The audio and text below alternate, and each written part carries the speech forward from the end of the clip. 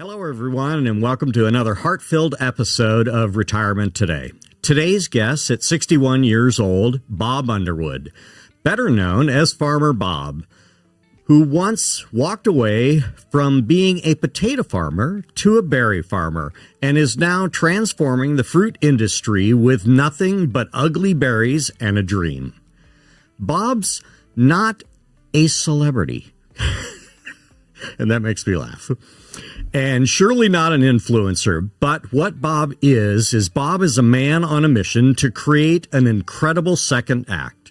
He's a farmer, a TikToker.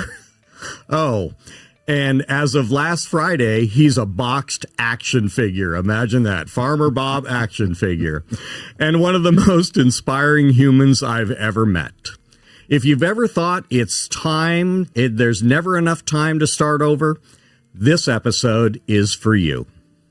Thanks, Let's start. Let's start where all good stories do, at the beginning. So, tell us about your life before Beyond Berries. You know, what shaped, your path to get to Beyond Berries? Well, it really was a passion. It started with my kids and wanting to have healthy food. Being in agriculture all my life, it's been important to me that people get fed and get fed right. Agriculture gets a bad rap in a lot of ways over the years, the way in which we've grown fruit. But fundamentally, it's healthy if we eat what comes from the ground, whether that be meat and whether that be produce, whatever it might be. Oh, go ahead. So as my kids were growing and I was noticing the packaged food and the available snacks that they had, I started thinking there's got to be a better way to have something for them to eat. And over time, I came up with the idea of doing what I was doing at the time, growing berries, and giving that to the kids, which was great. But at times, you get those berries that, you don't really like when you bite into them. You get a little bit of a pucker.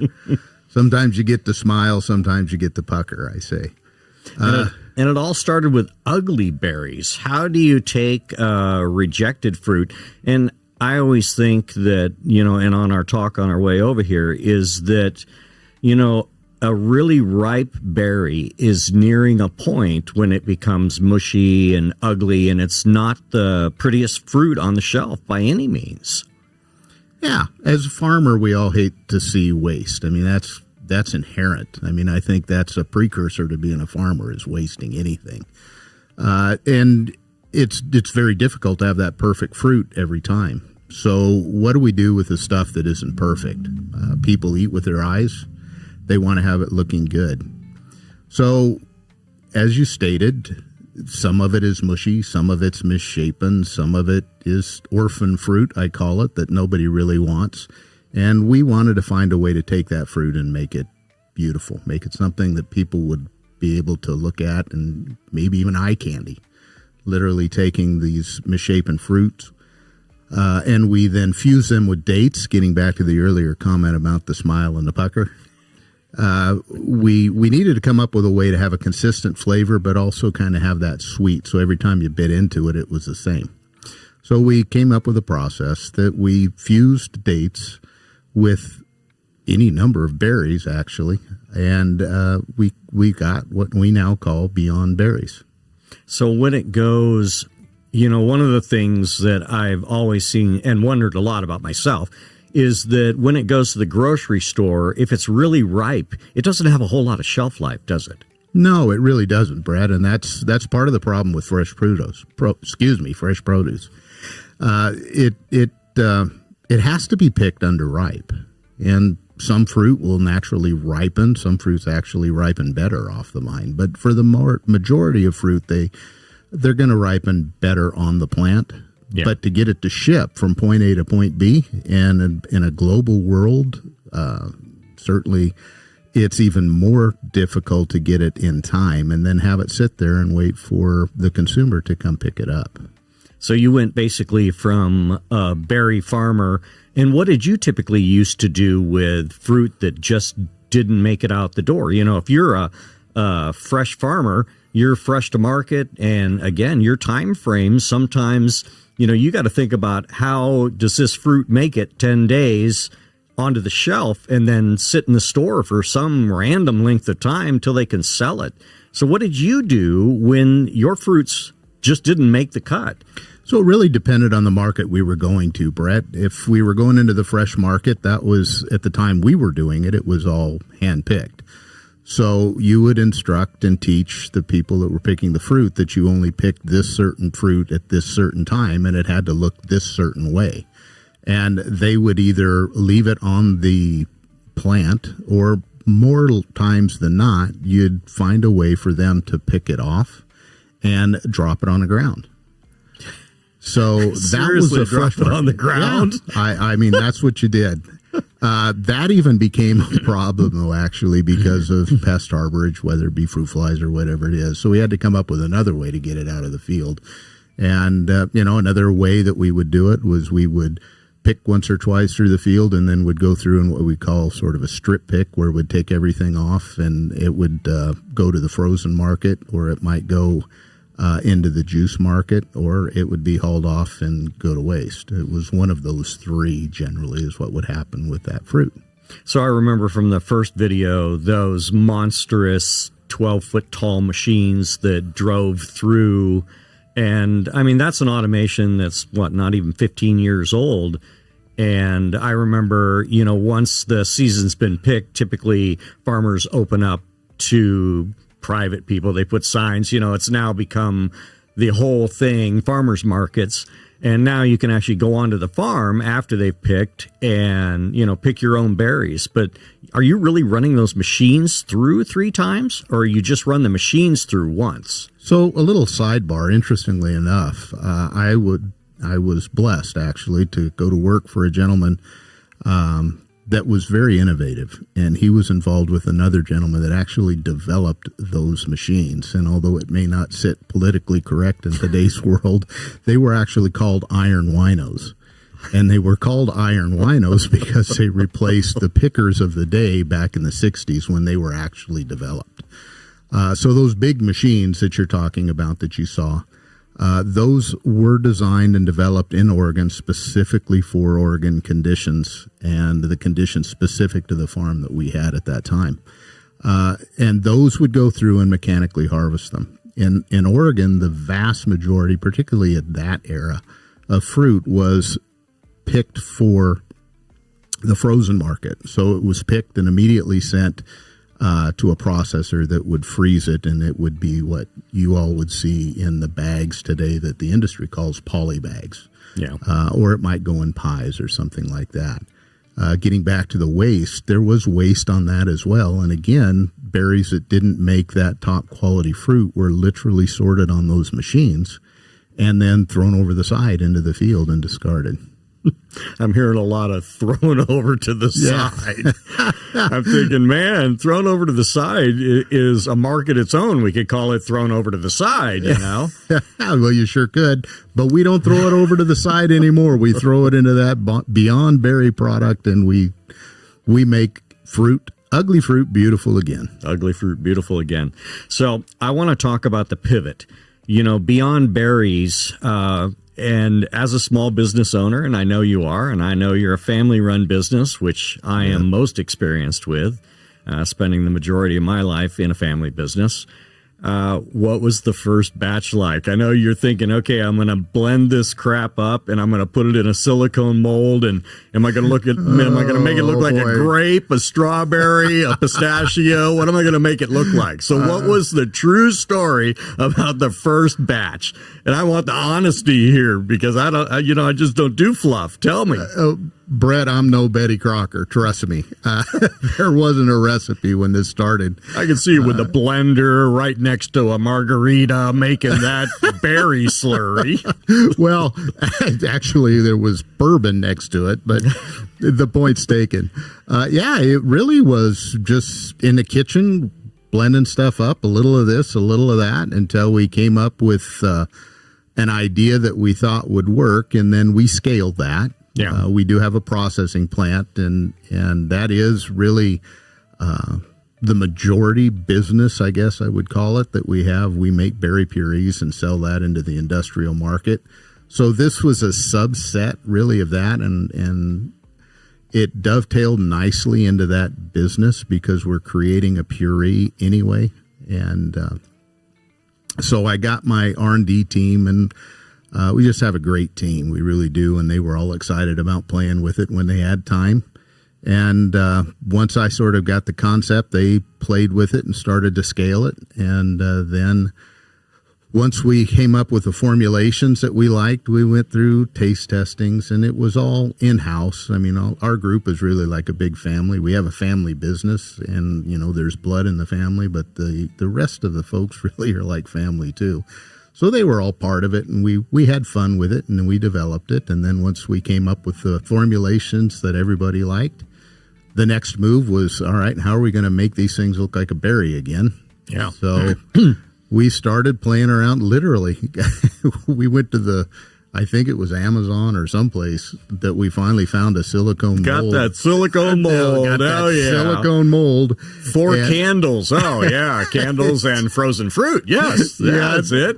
Trust me, it wasn't food safe. We probably wouldn't have passed any food safe concerns with what we started with. But we needed to find out what we could do and how we could freeze it and what was the best method. So yeah, this is all over the course of 3-4 years probably. And then once we developed the formula, once we kind of figured out the system that we wanted to use, once we figured out the manufacturing process of how we are actually going to take these dates and these berries and actually put them together where they come together in a homogeneous mix, there was a lot of playing around that went with it. And now we got to figure out how we can do it in a way that we can commercially produce it. And we literally, my plant manager, Adam, actually is the one that, I'm pretty sure he's the one that found this outfit that made food quality molds. So really, yeah. Well, like chocolates, sir. We see I mean, for years, chocolates say now they got to spit them out in molds so they can compete. It's the same concept, but the nuance that we had is we're putting them through a cryogenic freezer. Yeah, so they go cold and don't blow up. They go cold, they don't blow up. We got to make sure that it's the right compound. I mean, there is really a lot to it, a lot more than this old dumb farmer really thought about at the time. But we just kept kind of plugging along, knocking on doors, asking people that knew a whole lot more about it than we did, and we finally came up with the process that we have today to create Beyond Berries. So you fed this initial crap to your grandchildren, I assume. I mean, that's really how. No, I your fed it to the taste kids first. I wouldn't do it to my grandkids. Come on, fed it to your own kids first. All right. So something that just always seems to fly by, but it always sticks in my mind, is the date. How, you know, and I come from Southern California, and dates were a big business there. I mean, big date farms everywhere.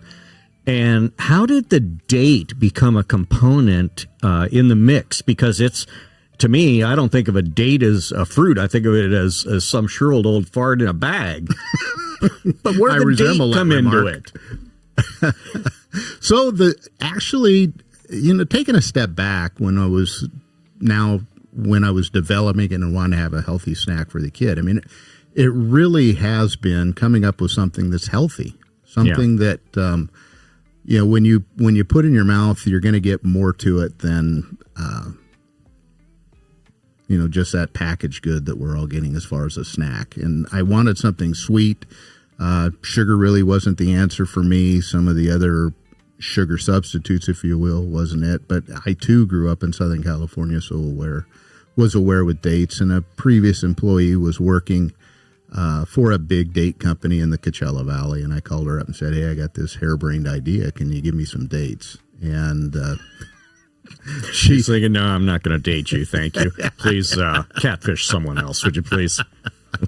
And are dates grown on the same? You know, I remember growing up, you know, from Riverside to Palm Springs, you know, there were a lot of date farms up in the hills, but I never remember them being on the same scale as when I moved to Oregon in the 90s. You know, berries were scale all to their own, because berries seem to be a more universal product than dates. So do dates present a problem, as far as component of the mix, or are they as readily available as your berries are? Yeah, they're readily available as the berries are. I think the date industry has grown considerably. Dates globally are a huge, huge fruit. Really? Yeah. And where at? Middle East mostly. But do you source from the Middle East for your dates? I have the ability to source from the Middle East. I'm not now. And wouldn't, and again, I always, in the back of my mind, I think all of our fruit, our good fruit, besides berries, I love berries in Oregon, but most of our fruit is coming from Mexico. And that is relatively, a couple days, and it gets into the store, 4 or 5 days versus a date in the Middle East. Yes, you can put them on planes, but then that becomes a value proposition that, you can't put in your mix. Well, first off, a date isn't a berry as far as the perishability. It will ship far better than a berry will ship. But we don't have to. California, Arizona, there is a ton of acres being grown down there. So I don't foresee us needing to have that. Yeah.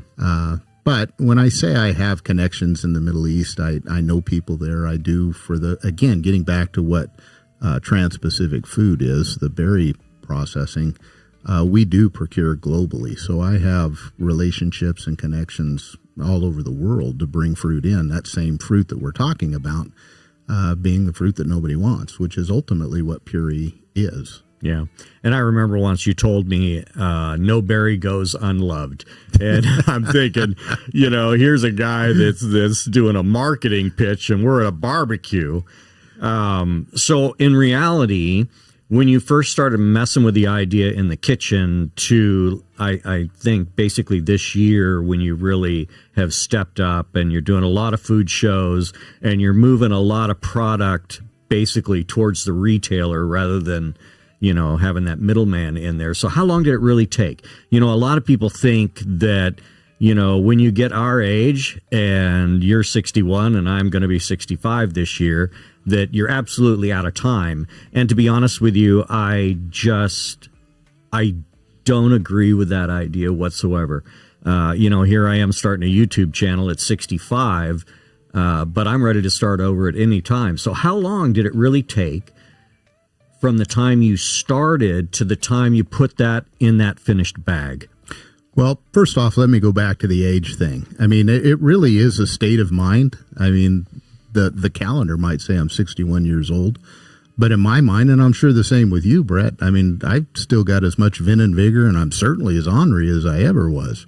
Yeah. So as long as it's still fun, I want to keep doing it. That number on a calendar really doesn't make a big difference to me. I guess I would say the only difference between me when I was younger and me when I'm older is that it's more important for me to have a little more fun with it, maybe. Yeah. But to your point and your question, 3-4 years, I would say, in development to get where we are today. Yeah. And would you say that there was a lot of cost involved, or it was more related to trial and error and taste? Yeah, there's a lot of cost, I guess, but in my mind, cost is relative. I think that we did it fairly inexpensively just because I did a lot of it, and we didn't necessarily go out and try and have all the zoot stuff until we knew what we were wanting. So, yeah, there's, easily high 5-figure numbers in development costs, probably pushing into 6 if I want to be real honest about it, over the course of these years. And, again, we've been blessed that we have the other business that allows us to funnel off a little money to develop this. But this is not something that is inexpensive to do. I mean, breaking into the retail market and It's not for the faint of heart. There's a lot, not that it can't be done, but there's a lot that has to be done, and there's a price tag with everything, and there's supply chain, and there's relationships, and the internet and the social media thing. I've got a gentleman that I met, and actually I know his father better, that developed a cereal bar type of a thing, and he marketed all through the internet and was wildly successful. I remember that. Yeah, and he's wildly successful. I didn't really know enough about that or how to go about do that, so I went the more traditional route, which that probably would have been a little less expensive. But so one more manufacturing question: are you your own co-packer, or did you have the infrastructure in place to flash freeze everything before, or do you use a co-packer for that? Nope, we're doing everything in-house. Yeah, which is great. Yeah.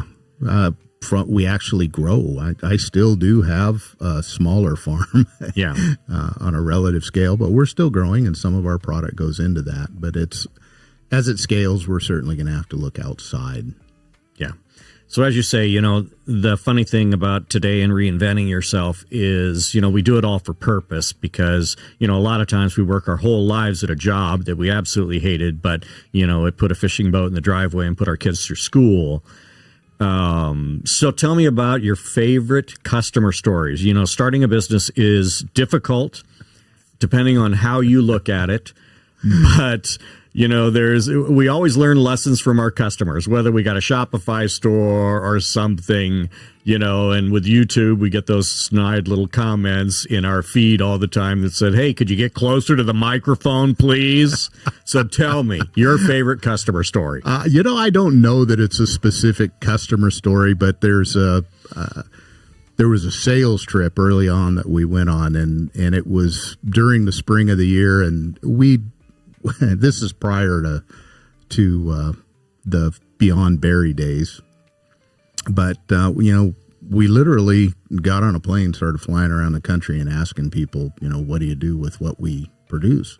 Yeah. And while we're doing that, we get out in the spring of the year because we had time. I was very actively farming then and trying to find spots and slots where I could get away from the farm long enough to go call on people. And so we're in the spring, which is tornado season.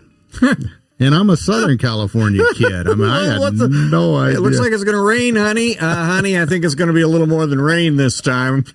So we're flying out of Oklahoma, and we're looking out the window of the plane on one side and go, man, those clouds look pretty ominous. And then we look the other way, and those clouds look even more ominous, and they're coming together right at us. And there were tornadoes touching down all around us. We never were in one, but the funny part of the story was we're in, I think, Illinois, and we were driving across the country at that stage of the game, and we pull into a truck stop, and we're speaking with the waitress, and there's the tornado sirens, and of course we've been having tornadoes all around. So I think the logical question is to ask her, if we see a tornado when we're driving around, or the funnel. Yeah. The funnel, or that siren goes off. I mean, what should we do? She kind of looked at me funny, and she says, drive away. Yeah. And you're going, I didn't get this far in life with no common sense, but that one seemed to pass me by. It surely did. That's what you call a fly right over the top of my head. Yeah, we see those movies where they get under the underpass, and I think we did that in Texas one day in the motorhome going, oh, wow, what did we get ourselves into? So, speaking of your friend in social media, I got to go back to, you just did a show here in Vegas, and the girls. Now, one thing we didn't mention is his kids work in the business, and his daughter, I think, is basically in some part of the marketing, is she not? So Meredith is head of our sales department, and she runs all sales. And then Brianna has come on board, and she's in charge of dealing with all of the Beyond Berries and Farmer Bob products. There's in the wings, there's some other products in development. So she's, sort of managing where that might go and learning, what products might fit and where. So that's what she does. Meredith is the oldest. She's been in the business for a very long time. All of them started working on the farm when they were just young kids, and they've all gone away and come back. Brianna's that's the family thing. We all go away from our parents and go, man, you just don't pay me enough to put up with this. I'm going back to my dad. Well, I think it's good. I think everybody needs to go get away in a family business. They need to get away and work someplace else and see what it's like. And, maybe the family business is for you. Maybe it's not. I've got nothing but respect for people that can run a family business and still manage a family. Yeah, and still on Sunday go to the barbecue and go, man, I just don't want to see my parents. All right, so let's talk about the funny part of it. So I'm watching Instagram because my wife puts it in my face and says, look at Bob. So here's Bob. It's the end of the day. They're on some food show here in Las Vegas. And the girls convince you to do some kind of funky old fart dance with the whole arms going like this thing. First off, I don't know anything but funky old fart dances, so that wasn't much of a stretch. Oh, and then Sunday, I got shown your TikTok video. So, a lot of us as we get older are completely confused by TikTok. All I know is that there's a whole lot of young people doing TikTok and making a whole bunch of money. So Sunday, you and your daughter are sitting on the couch in the motorhome, and you did your first TikTok. How's it feel to be a TikToker at 61? Well, first off, it was a hoot. We're in the motorhome at the racetrack. Yep. At a lull. And Michelle is filming us. She's trying to give me all the props we got to use. Meredith, she's a natural at this. She's the heart with your hands and trying to get your expression. And how many takes? Actually, the honest truth, what you see there is the first take.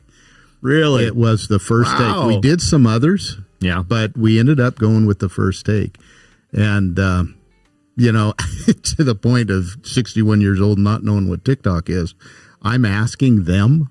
This is a true story. I'm asking them, so where's this all going to go? Is this going to go on TikTok, or am I going to see it on Instacart?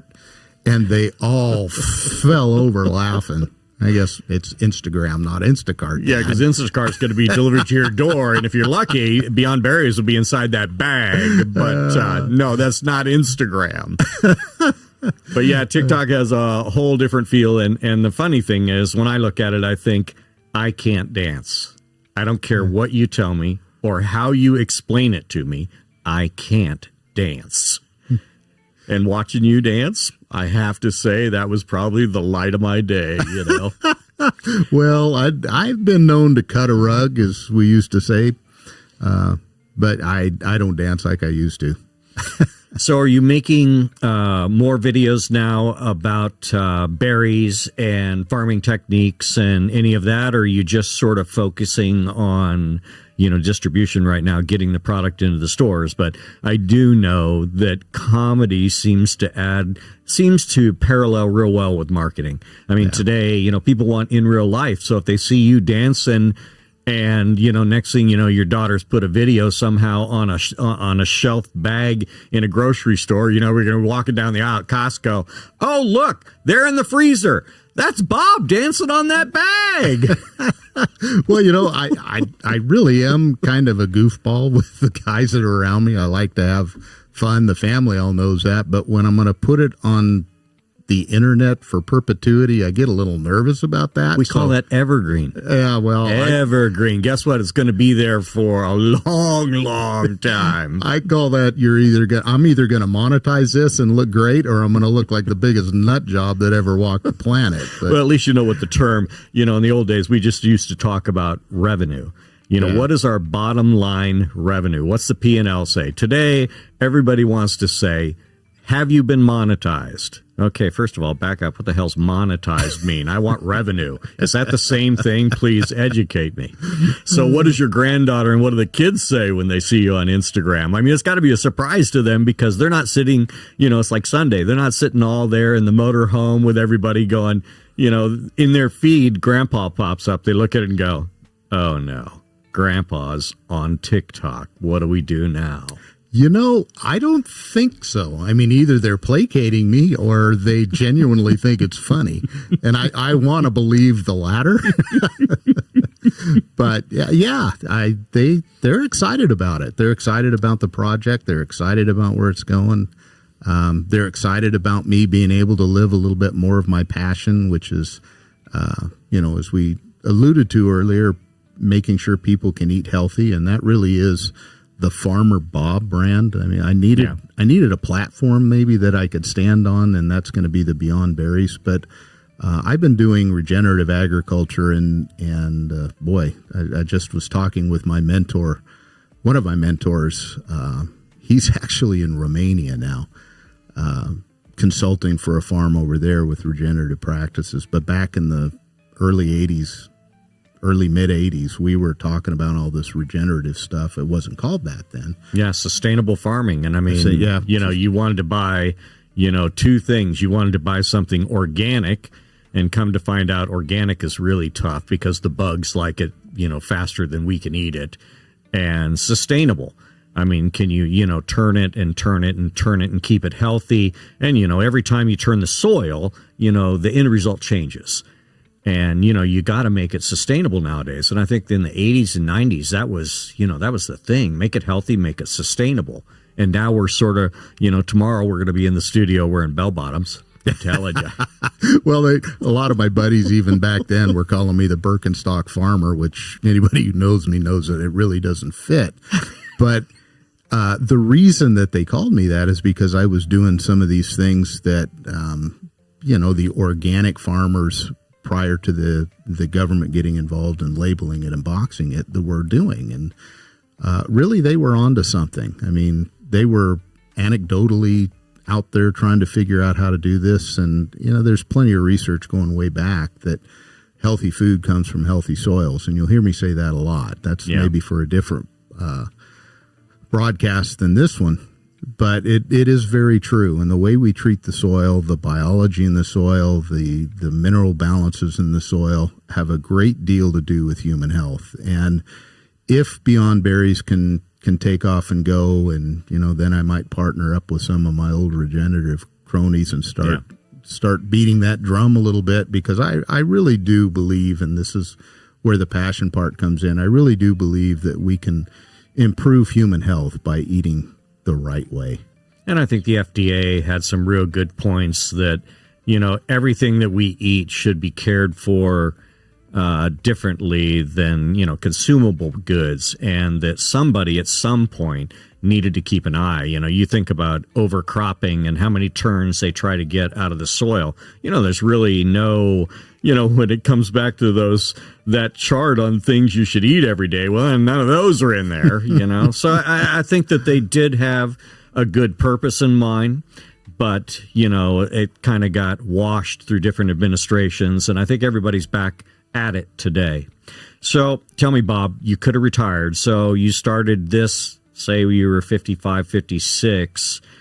You could have retired at that point, but you didn't. What made you stay in the game?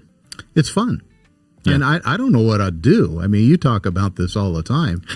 I really didn't know what I'd do. If somebody came up to me and says, you can retire today and, here's the golden ticket and go have fun. Here's your Social Security check. Yeah, I saw that one too.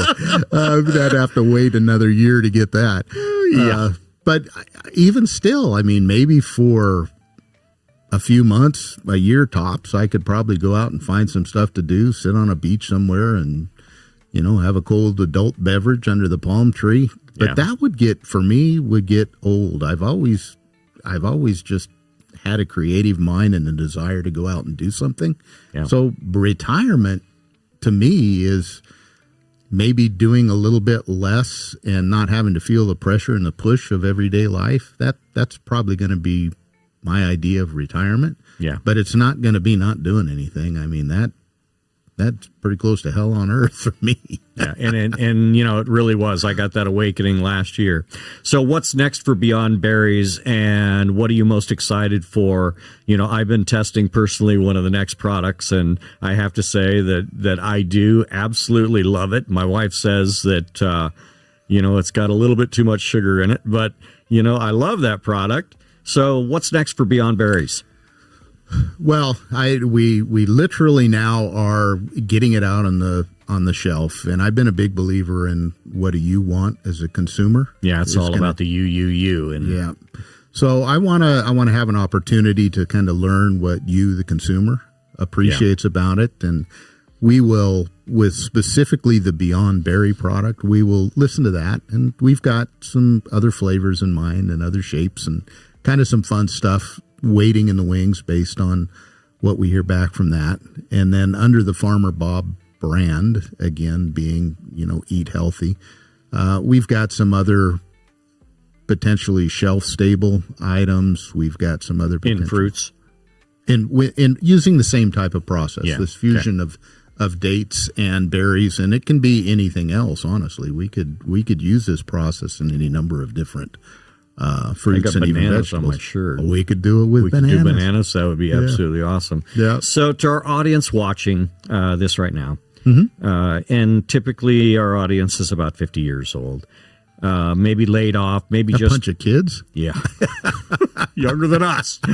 You know, maybe they're feeling invisible. What would you say to them right now? You know, you found your purpose. I'm trying to find my purpose. What would you say to our viewers? Well, you know, the thought comes to mind years ago. I heard somebody say as I was watching television, people just want to be validated. And was that black and white or was it colored? Yeah, no, it was actually black and white. And it had this thing. It was a remote control, and when you pushed it, it went click, click. The Zenith, remember that? It had 4 buttons on there, and it literally had a click to it, and then the channel jumped. Yep. Oh, you are old, Brett. But at any rate, I mean, I say that because I think you really need to find your purpose. What is it that validates you? What do you enjoy doing? Yeah. And then go do it. Don't worry about what other people think. Don't worry about, you know, that you might fail. I mean, for crying out loud, if I could monetize failure, I wouldn't have to worry about anything. It's going to happen, but enjoy it and, you know, just accept it. Take your lumps and move forward and have fun with it. And I don't know. To me, it seems fairly simple. Yeah. It probably isn't. And certainly there's some pits along the way that you're going to fall in. But that would be my advice. At our age, we got a lot of common sense, though, to avoid the pitfalls, I think. Well, one would hope. One would hope. Well, Bob, I want to thank you. This conversation reminds me that it isn't the end of our stories. It's the start of something sweeter. You know, you are the business. Your life is the story. Your passion is the product. Thanks for watching Retirement Today. And remember, you're not done. You're just getting started. What's standing between you and your next act? I'm not sure, but drop a comment below and let us know. Maybe Bob or I will respond. I'll be happy to. See you next time on Brett on the Go.